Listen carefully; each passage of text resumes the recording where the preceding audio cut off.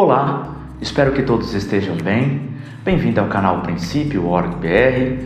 Eu sou Samuel Cunha e nós vamos dar continuidade ao estudo detalhado do Evangelho de Jesus Cristo segundo Mateus. Do capítulo 2 ao 3 passam quase 30 anos e de repente aparece um homem gritando no deserto com uma mensagem urgente: arrependei-vos. Vamos descobrir detalhes dessa notícia alarmante. Leia comigo Mateus capítulo 3, do versículo 1 ao 10, a pregação de João Batista. E, naqueles dias, apareceu João o Batista pregando no deserto da Judéia e dizendo: arrependei-vos, porque é chegado o reino dos céus. Porque este é o anunciado pelo profeta Isaías, que disse: voz do que clama no deserto, preparai o caminho do Senhor, endireitai as suas veredas. E este João tinha as suas vestes de pelos de camelo e um cinto de couro em torno dos seus lombos, e alimentava-se de gafanhotos e de mel silvestre. Então ia ter com ele Jerusalém e toda a Judéia e toda a província adjacente ao Jordão. E eram por ele batizado no rio Jordão, confessando seus pecados. E, vendo ele muito dos fariseus e dos saduceus, que vinham ao seu batismo, dizia-lhes: raça de víboras, quem vos ensinou a fugir da ira futura? Produzi, pois, frutos dignos de arrependimento, e não presumais de vós mesmos, dizendo: temos por pai a Abraão, porque eu vos digo que, mesmo destas pedras, Deus pode suscitar filhos a Abraão. E também agora está posto o machado à raiz das árvores. Toda árvore, pois, que não produz bom fruto, é cortada e lançada no fogo.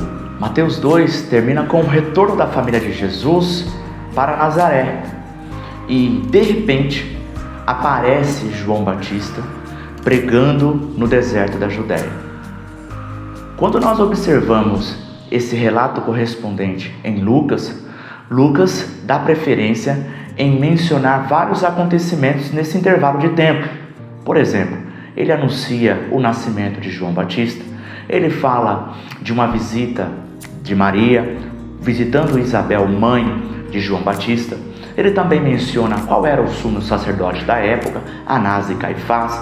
Também menciona Pôncio Pilatos, Herodes Antipas.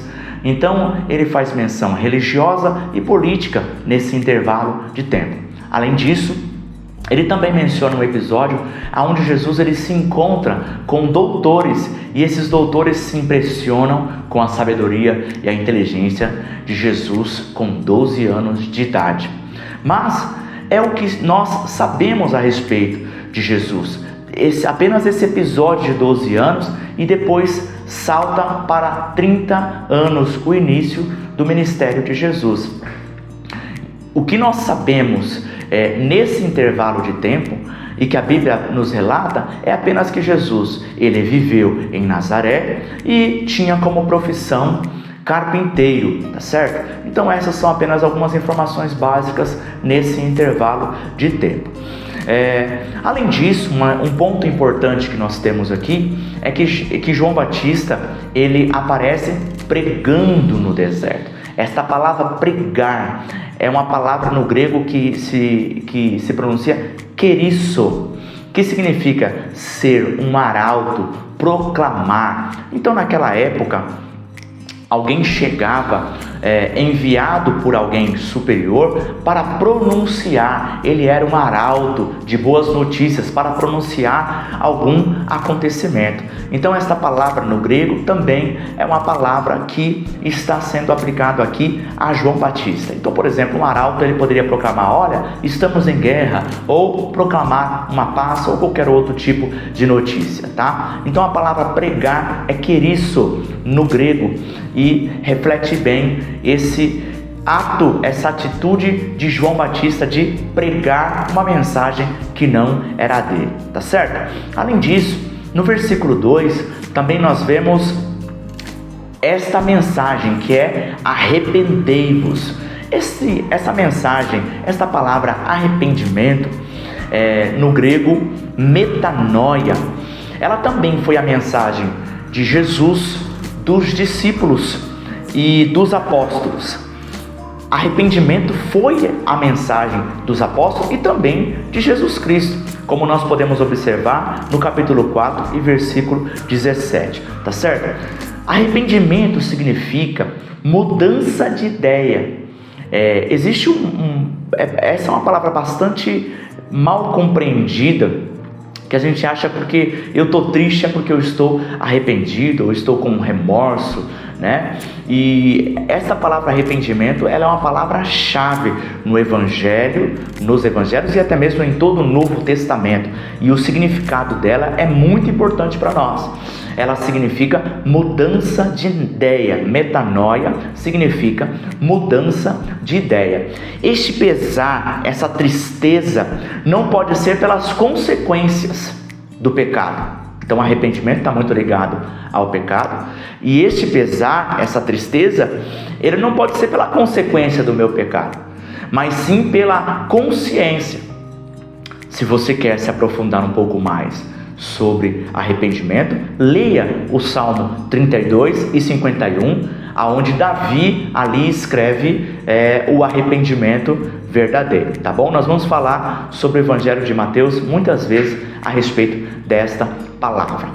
Vamos tentar detalhar aqui quais são as características principais, resumidamente, quais são as características principais do arrependimento. Em primeiro lugar, arrependimento, você precisa admitir o pecado e a incapacidade de você resolver este pecado por si mesmo. Então esse é o primeiro ponto. Você precisa admitir, você precisa carrega consigo uma característica da humildade, que é admitir o teu erro, admitir que você errou. E junto com isso também, de uma maneira um pouco mais profunda, de que você não consegue resolver esse pecado por si mesmo. Então esse é o primeiro ponto do arrependimento.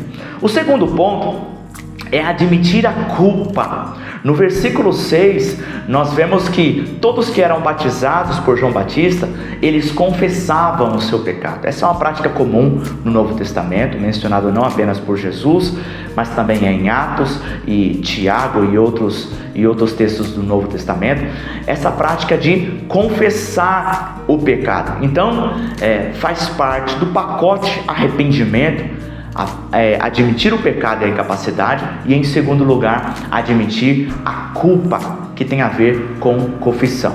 Por último, e também muito importante, arrependimento significa conversão de caminho. Na verdade, é um dos significados mais profundos desta palavra, mudança de ideia, conversão de caminho, mudança de orientação, de trajetória, mudança de coração, tá certo? Então, é como se fosse assim: eu estou indo para a esquerda, e esquerda é um caminho pecaminoso, eu devo me converter e ir na direção contrária. Eu estou indo para o sul, eu devo me converter para o norte. Eu estou indo para o leste, eu devo me converter para o oeste, tá certo? É como uma ilustração: virar as costas para o pecado e seguir em direção à vontade de Deus. Muito bom? João enfatiza o porquê da necessidade desse arrependimento tão urgente, porque é chegado o reino dos céus. O comentário Beacon fez uma expressão interessante para tentar esclarecer o que significa é chegado o reino dos céus. É agora ou nunca.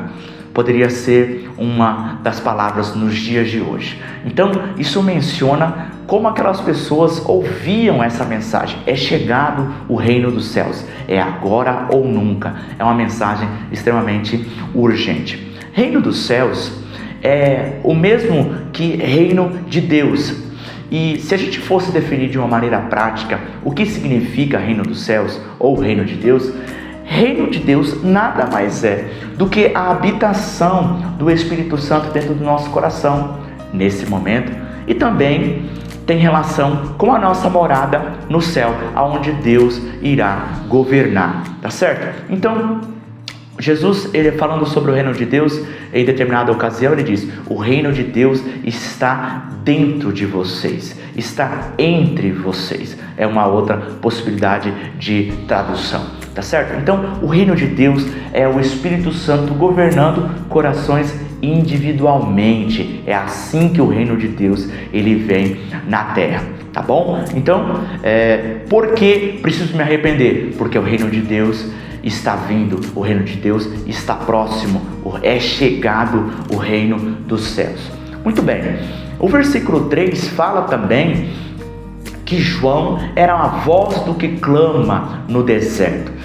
Voz no sentido de que ele é apenas uma voz de uma outra pessoa, ele está transmitindo a mensagem de uma outra pessoa, de alguém superior a ele, por ele ser um arauto, como nós vimos no significado da palavra pregar, né? Pregando. Então ele é arauto de alguém superior a ele, então ele é a voz desse superior, que obviamente é uma voz de Deus, tá certo? Ele está transmitindo uma mensagem de Deus. No deserto é um símbolo que representa a escassez da espiritualidade humana, tá? Então, voz do que clama no deserto, ou seja, vai até o deserto, que é um lugar que representa a escassez da nossa espiritualidade. Isso está dizendo o quê? Que nós não temos nada de bom para oferecer a Deus. Estamos escassos de obras boas, tá certo? Preparar o caminho e endireitar as veredas tem relação com a mensagem que ele está pregando, que é uma mensagem de arrependimento, de conversão de caminho. Então, preparar o caminho, endireitar as veredas, ou seja, corrija a sua orientação, converta-se, né? Transforme, mude a orientação, tem relação com a mensagem de arrependimento que João Batista está transmitindo, tá certo? Então, você vê aqui uma espécie de mensagem urgente, uma mensagem de juízo, uma mensagem escatológica, tá? João Batista, nós vemos no versículo 4, muita semelhança entre João Batista com Elias, o profeta do Antigo Testamento. Nós vemos essa semelhança em suas vestes, na alimentação, no seu temperamento e também na sua missão. Existe essa semelhança entre João Batista e Elias. Inclusive, a última profecia de Malaquias é uma profecia mencionando: vai vir o Elias. Então, essa profecia se cumpre, segundo Jesus, em Mateus 17, versículos 10 a 13. Jesus fala que essa profecia se cumpriu em João Batista. João Batista é o Elias que havia de vir, tá bom? No versículo 6, nós vemos que João batizava as pessoas e eles confessavam os seus pecados. O confessar dos pecados é uma prática que nós recebemos orientação por vários textos do Novo Testamento. Por exemplo, Atos 19, 18, Tiago 5, 16 e 1 João 1, 9 nos dá orientações a respeito de confessar. Nos ensinamentos de Jesus, nós vemos isso também, por exemplo, na parábola do filho pródigo. A primeira atitude que ele tem quando ele se reencontra com o pai após se arrepender, ele confessa: pai, pequei, né? E podemos acrescentar a isso que a confissão, ela não é apenas uma prática boa para o seu espírito, como também é uma prática boa para a sua mente.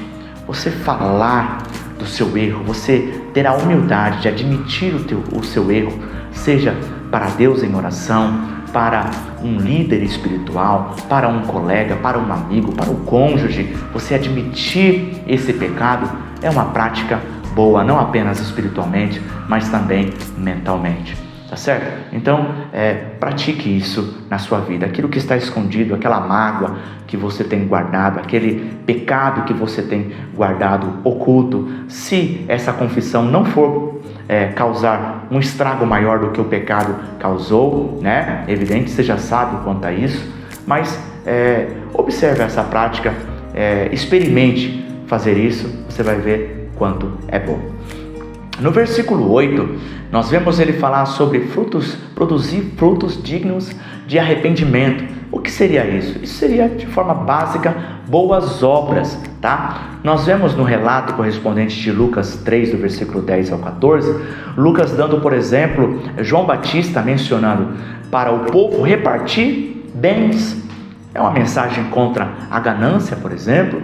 Para os publicanos, que eram cobradores de impostos, que eles sejam honestos. Os soldados, que eles tivessem respeito, fossem verdadeiros e tivessem contentamento, né? Olha que interessante. Se um soldado ele tiver contentamento, ele não vai, isso evita que ele seja corrupto, tá certo? Então, as boas obras, esses frutos eram, de modo prático, boas obras, tá? No versículo 9, os judeus poderiam pensar: eu sou descendente de Abraão, então eu não preciso me arrepender, eu não preciso confessar, não preciso admitir o meu pecado. O fato de eu ser descendente de Abraão já me dá o direito de ser salvo. E a partir disso, João Batista já acaba com esse princípio, dizendo: até dessas pedras Deus pode suscitar filhos a Abraão. Então os judeus não tinham que confiar no sangue de Abraão, mas tinham que passar a praticar a fé que Abraão tinha, tá certo? Muito bem, no final ele encerra com uma mensagem de juízo, uma mensagem alarmante, que diz: e também agora está posto o machado à raiz das árvores, toda árvore, pois, que não produz bom fruto, é cortada e lançada no fogo. Não se engane, Deus não compactua com o pecado. O reino de Deus em nosso coração, ele vai acabar com o domínio do pecado por meio do perdão, por meio da realização do processo de santificação do Espírito Santo diário e do agir da palavra de Deus sobre os nossos corações, produzindo em mim e em você boas obras. Nós temos duas opções: a mensagem de João Batista, a mensagem de Jesus, dos discípulos, e a mensagem da Bíblia nos dá duas opções: se arrepender e viver, não se arrepender e morrer. Deus te abençoe.